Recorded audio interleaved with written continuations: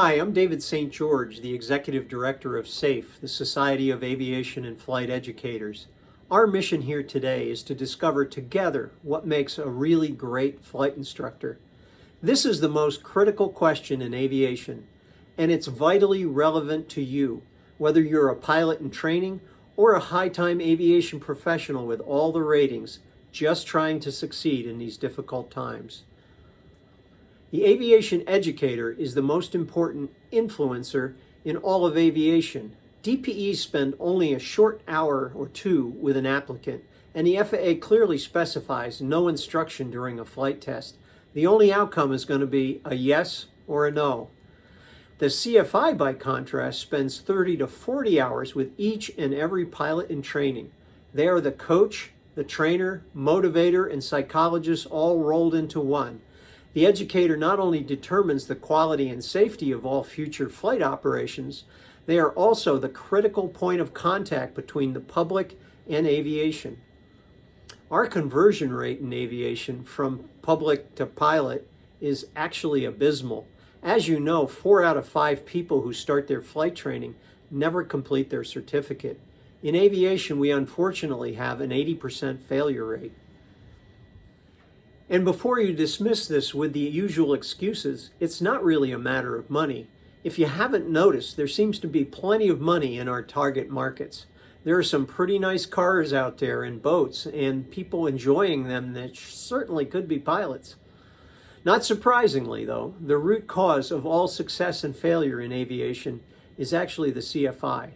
And there's good scientific data to back this up. The great CFIs motivate and drive success. The bad ones just drive people away. Our goal today is to understand the differences and fix this problem. If we can understand and improve aviation educator professionalism, we can exponentially improve all of aviation, both in the safety statistics and in the bottom line. And that is exactly the mission of SAFE. That is what we do as an educational not-for-profit.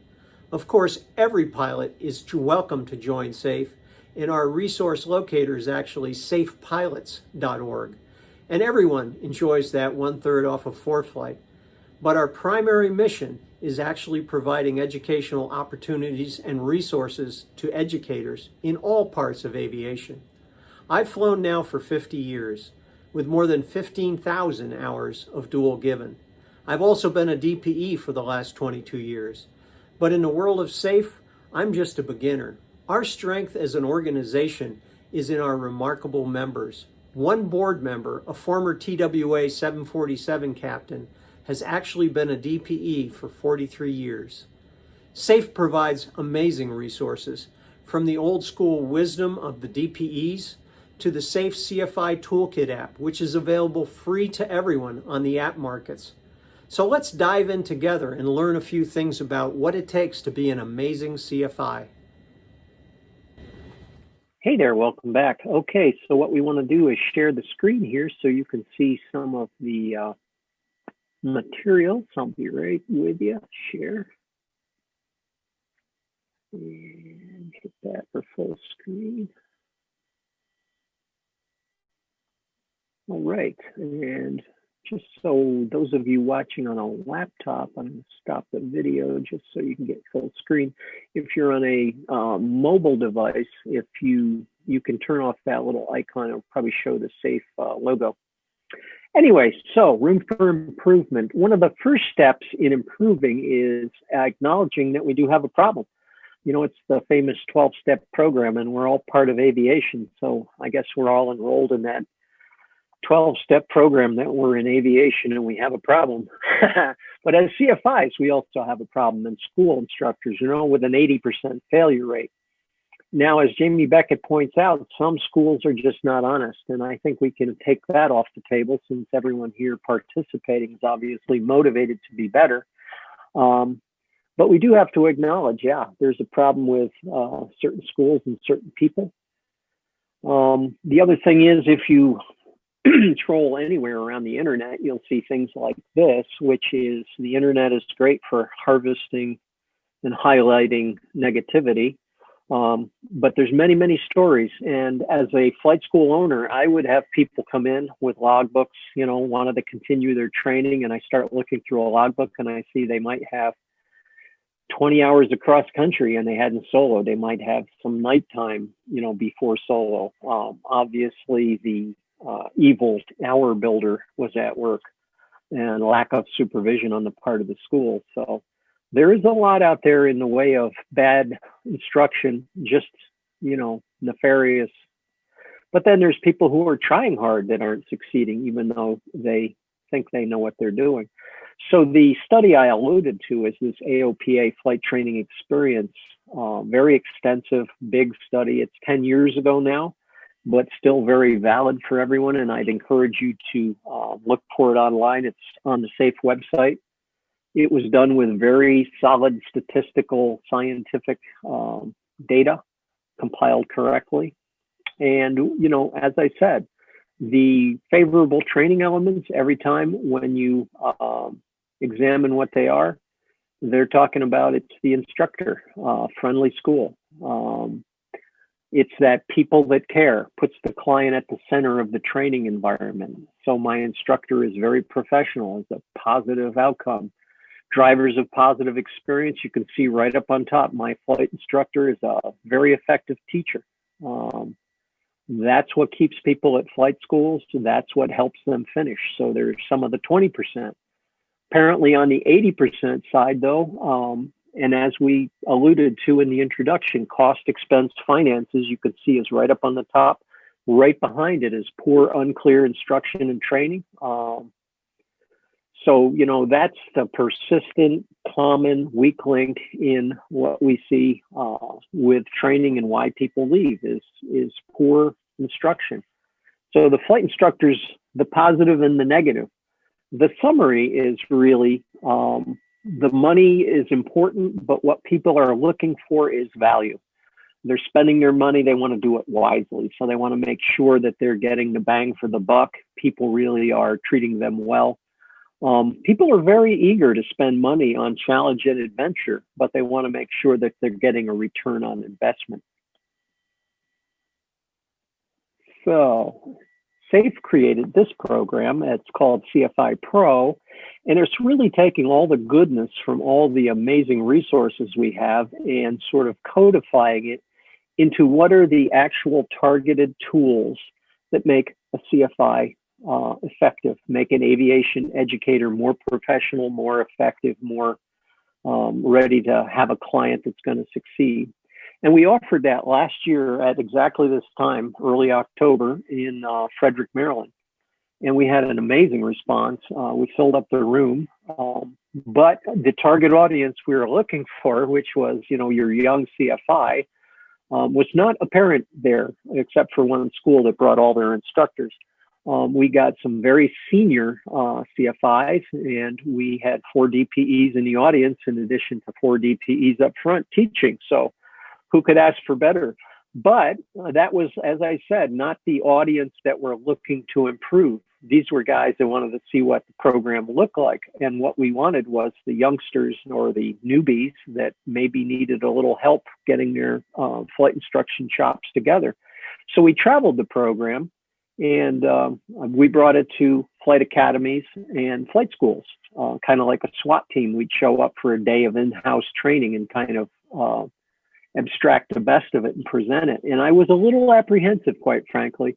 I thought we'd get some pushback, some resistance, but it was a very warmly received, and it turned out to be a wonderful learning environment, just, as best as you could imagine. So, if you're interested, by the way, in having that program at your school or university, just give us a call, david@safepilots.org. Anyway, to get to the meat of it, when you're facing a flight training experience, you're going to walk into a flight school and you're going to have a choice. And this is the commonly depicted, image of maybe a senior flight instructor and somebody who's just starting out. And how do you make that decision? Caveat emptor, buyer beware. How do we know who's going to be the more professional instructor? And frequently, the young instructor is absolutely panned. I mean, if you've come to migration, you've heard Roger Sharp. He has a very humorous depiction of Marty McFruitfly, the short attention span millennial flight instructor. But, I haven't found it to be that way. I really am an advocate for the young flight instructor, because if they're eager to learn, they're like raw materials. And, for a 141 school, we can standardize, supervise, mentor that person, and they just become a wonderful asset to our organization.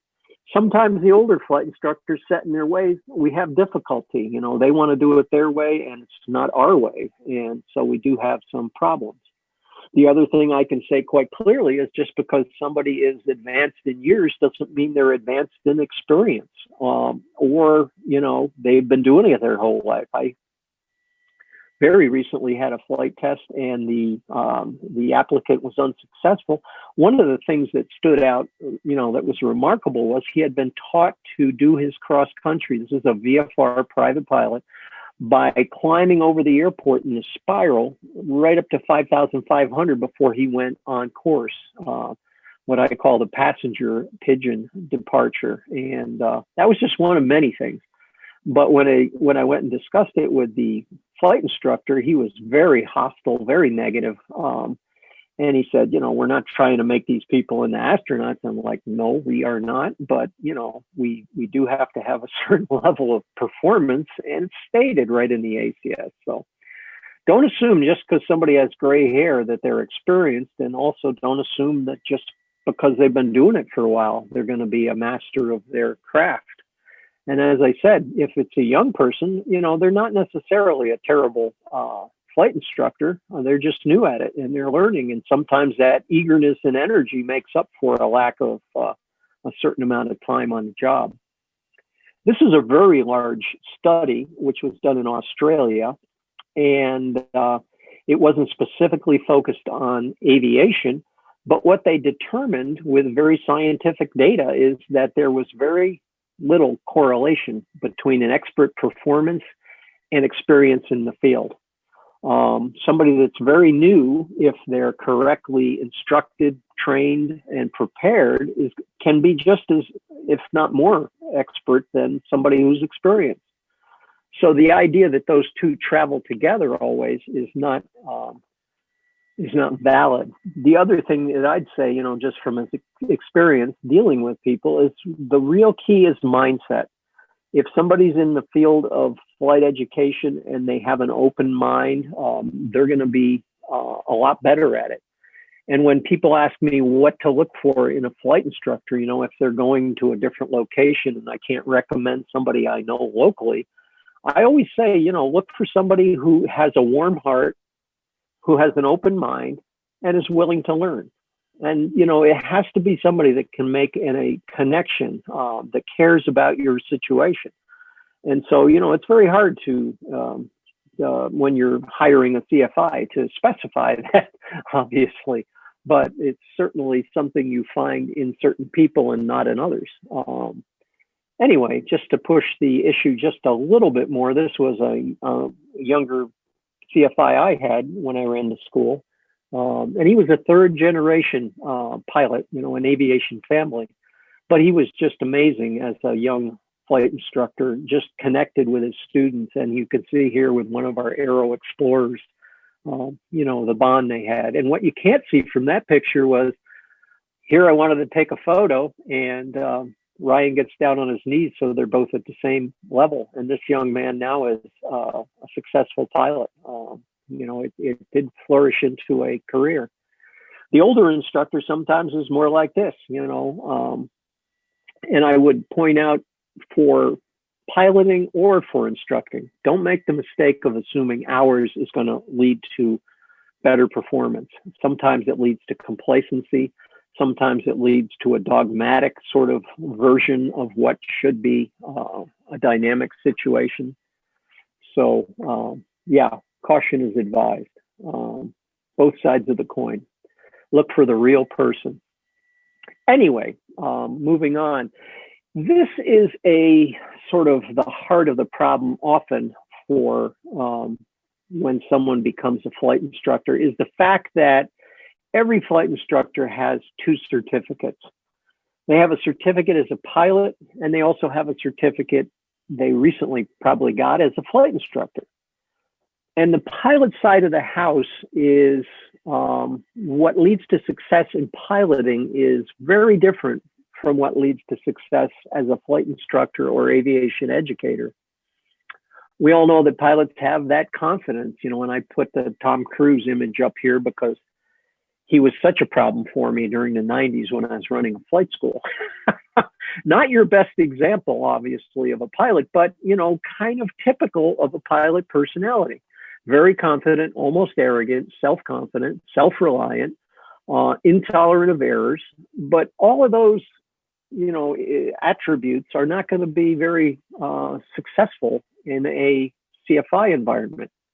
The other thing I'd point out is they're not very successful in a crewed environment. So when you move up in aviation past the level of commercial pilot CFI to a bigger aircraft where you're working as a team, that requires a great deal of emotional intelligence. So the skills built as a flight instructor are going to transfer directly into a crewed environment later. So you have to kind of leave some of those piloting things behind when you become a CFI. The plane isn't going to go precisely on heading at altitude. It's going to go a little sideways because if you're doing it correctly, the pilot in training is flying. You can't take control and micromanage the situation on the controls or the radio. You have to accept some degree of slop as they learn that trade. They have to experiment and explore. If you don't allow that to happen, they're never going to become a successful pilot. Anyway, so two different skill sets at work here. And this is just and I think it is from MBAA. I have it on the SAFE website, but 24 personality traits, and they have a pretty, they have a quiz to see if you fall into these classes, but very typical of pilots to be self-sufficient, difficult, trusting everyone else, suspicious, competitive. It's what gets some pilots ahead in training, but again, it doesn't work very well for a CFI. In our CFI Pro, I often solicit from the audience, what were the attributes of the very best flight instructor you ever encountered? And often that's the person who got that particular individual through a rough patch in their training, when they hit a plateau. I think everybody that's listening to this, didn't have a straight line through their training. At some point, they hit a snag or a plateau, and they thought, oh my gosh, I'm not going to make it through. And some caring person helped them, motivated them, inspired them so that they were successful. And so these are some of the attributes that were listed in one of our seminars. And empathy, desire to be great. Well, I don't know about that, but, confidence for sure, adaptive, flexible, good communicator, patient, calm, sense of humor, makes it fun. Lots of those we won't find in the FAA FOI. These are things people learn on the job. So if you want to access the really amazing flight instructor, you might think in terms of things that aren't in the specific guidance given by the FAA, more in the area of emotional intelligence. So when we contrast the Tom Cruise difficulty expressing, recognizing feelings with the flight instructor might have a more emotional attachment, trusting relationship. The metaphor of coach is often used as a successful CFI. They're helping, but they're not micromanaging. They're allowing them to experiment on their own and guiding. These are, again, the pilot traits, unwanted feelings, masking them, not so successful. Yeah, so read through there.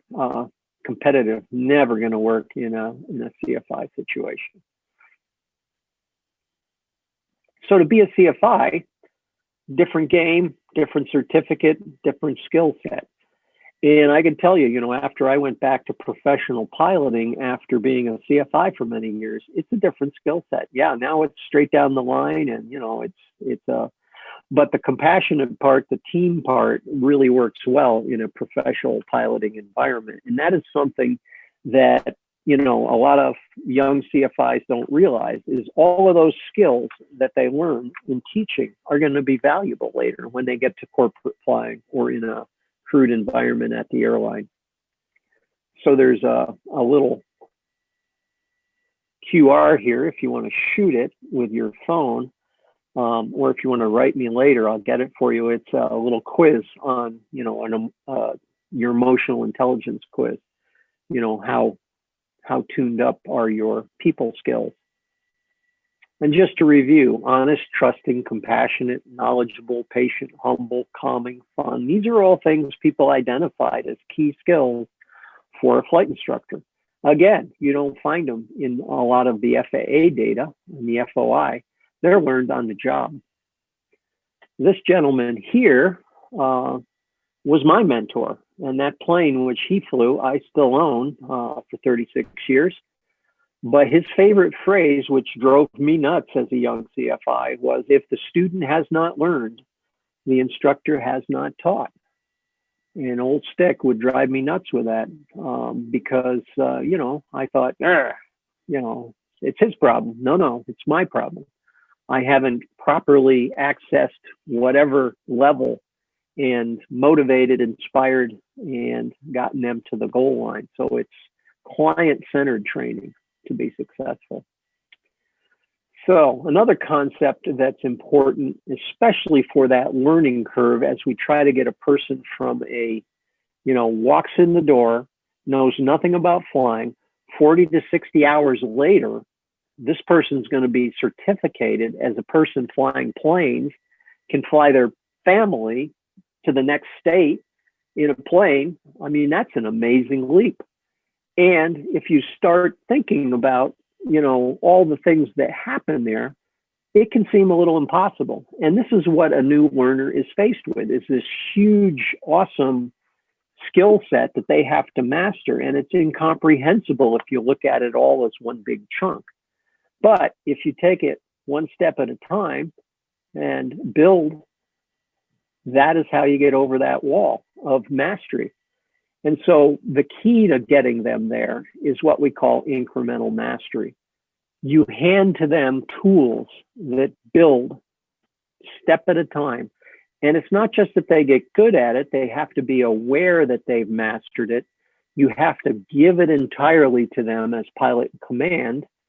And then they have the motivation to move to the next step. And so it's not just doing it, it's self-awareness too. And I could tell you, as a DPE for a lot of years, one of the most apparent things when you get on a plane is whether somebody has achieved that pilot in command, that sense of mastery, or if they're still tied to their flight instructor's apron strings as a learner. Are they really the master of that machine? So what you have to discover as a flight instructor to make this work are things that people at their level can master. And it moves in steps, and it's obviously driven by a syllabus. And the syllabus says do thus and thus and thus in this order.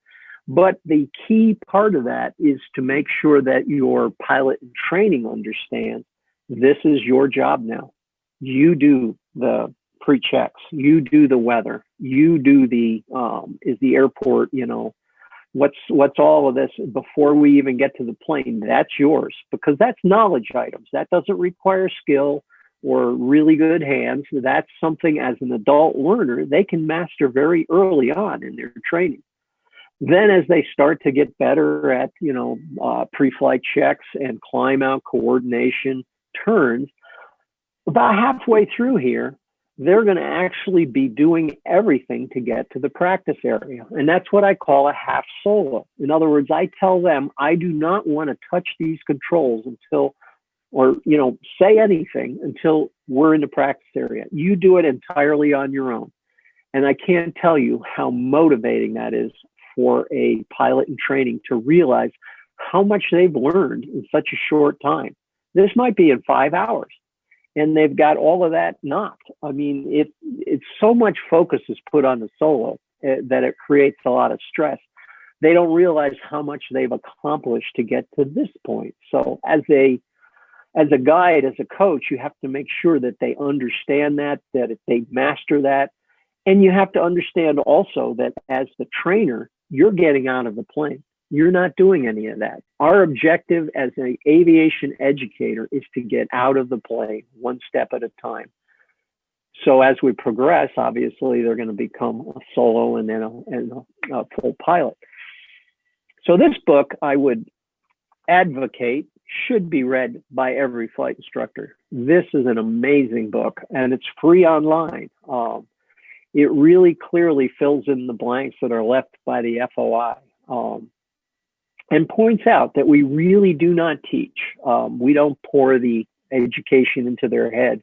We help people learn. Every person is unique. We have to guide their perception and foster insights. We're letting them assemble the picture based on what we show them, where we point their attention. So we guide the attention, the perceptions, and we foster insights to create that understanding. Excellent book. Like I say, it's free online. And I didn't even know what the word metacognition meant until I read this book. Key learning phrases. You can go right there, download it free as a PDF in sections, or you can read it HTML online. So I wanted to mention something about SAFE. You know, in 2011, we had this symposium in Atlanta, and we really pushed this scenario stuff and judgment. That was the key thing. And it led to the ACS, very valuable. Very proud of that. We had the FAA administrator there and everything. But we also probably went a little too far with the scenario thing. Because it got to like scenarios for everything, scenarios from lesson one. And really that's kind of inappropriate. This book is not from the aviation ecosystem either. This is a book written by a New York Times science editor, Daniel Coyle, who had young daughters, and he watched their Suzuki training and, you know, got very fascinated with the whole learning process. And then he was examining how mastery in all kinds of other domains was achieved. And what he came up with was this book, Talent Code, which talked about the process of working out of the comfort zone, but not to the point that we're flailing, but it's called the struggle zone. So that's the real key for a flight instructor, to find for each particular individual learner what their capability is, and push them just a little bit further so it's meaningful, it's not frustrating, but it's something that, you know, they're not entirely in charge of. And what they find is that the brain then myelinates those nerves and achieves a very fast response time. But this is a lot of muscle memory. This is not necessarily the higher level thinking. This is like somebody playing piano that's playing scale, and they're building the muscle, and they're putting a lot of this knowledge into the implicit subconscious level reaction. That's what we need before we start to do scenarios. So drill and repetition is still valuable, and scenarios from lesson one is a little bit of a waste of time sometimes, but we see it a lot, and that sometimes are the people that have cross-country time before they solo. They've been doing fantasy flight training instead of real flight training. So great book, excellent book. Daniel Pink, Drive. And this is all about motivation and how to motivate people. Excellent read. Again, it's out of the aviation ecosystem. Maybe you haven't seen it, but if you're a committed aviation educator and you want to increase your proficiency, this is a wonderful book. The other one that he wrote, which is also excellent, is To Sell is Human. And the point he makes is all transfer is, in some respect, selling. In other words, they have to have a need before we can transfer something. People walk into the door and they think they know what they need, and we have to make sure that that's consistent with what we can deliver in terms of, a learning outcome. Some people, the quick 10-day flying course does not exist, it's not legally, but we do see it on the cover of Popular Mechanics. So Drive and To Sell Is Human, excellent books. I think I also put in here the app. Yeah, this is the Safe CFI Toolkit app. And I confess that I did write it myself. It is the product of frustration as a DPE, seeing so many pilot applicants come in who were incorrectly or incompletely prepared for a flight evaluation. So I put all the endorsements necessary in there. You can just copy them out. I put all the experience required for everybody for each certificate, how many hours here, there, and everywhere. Because if somebody comes in without that, we can't make them into a pilot or, convey the rating. We don't even get out of the starting gate if they're not qualified.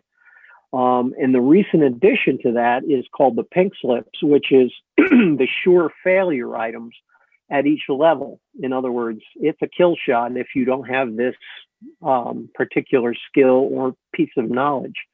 So it really makes sure that an applicant is prepared when they go for a flight evaluation. And this is free on all the app markets, the CFI Toolkit app. So, check it out. And last, if you're interested, this is a product that we have at SAFE and it's available. Going to be in another seminar when COVID lets up, but, we had to cancel the one at Sporty's and the one out in Colorado. But hopefully next June, we'll have one again. If you want it at your location, we can also offer it there. My email is david@safepilots.org. And if you want to join, get that 1/3 off of ForeFlight, we'd welcome you as a member. Again, SAFE is a not-for-profit educational.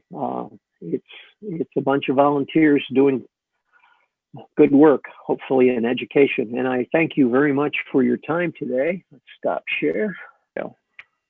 Thank you so much for watching. I really appreciate your time. Send me an email, ask me a question. I'd love to correspond. We hope you'll all fly safely. And if you're a flight instructor, I hope there's some tips there that'll help you be better at it. Thanks so much. Have a great day.